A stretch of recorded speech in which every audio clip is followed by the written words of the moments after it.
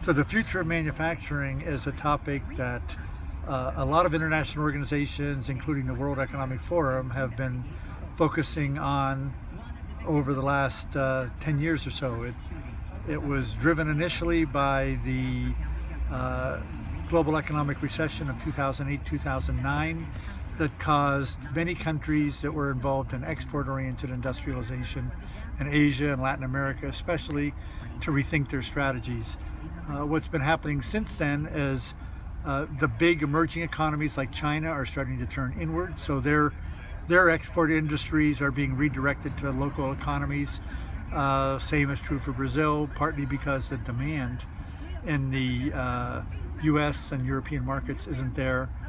The consequence for the US is to try to rethink how would you rein in these global supply chains and manufacturing back to the US economy.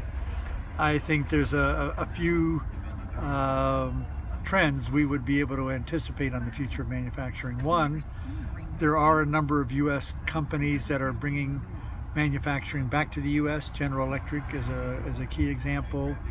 Even Apple is starting to bring smartphone manufacturing back to the hemisphere and to the US.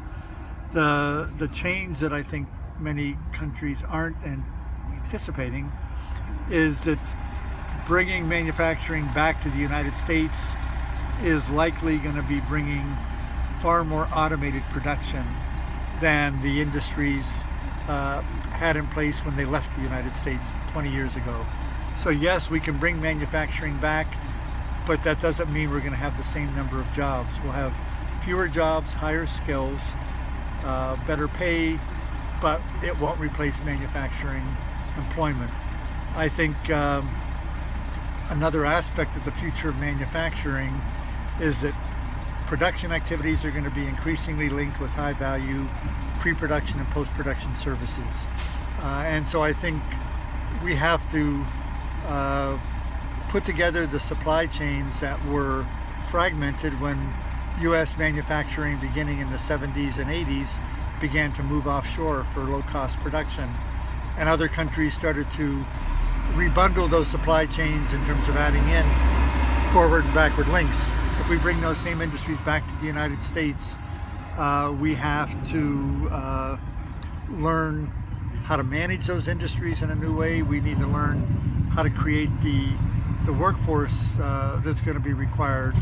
But I think that the manufacturing is going to be production plus key high-value services. So basically, from a supply chain point of view, we need to rebundle the manufacturing and services value chains in a variety of key industries in the U.S., and that's probably going to take 5 to 10 years to do.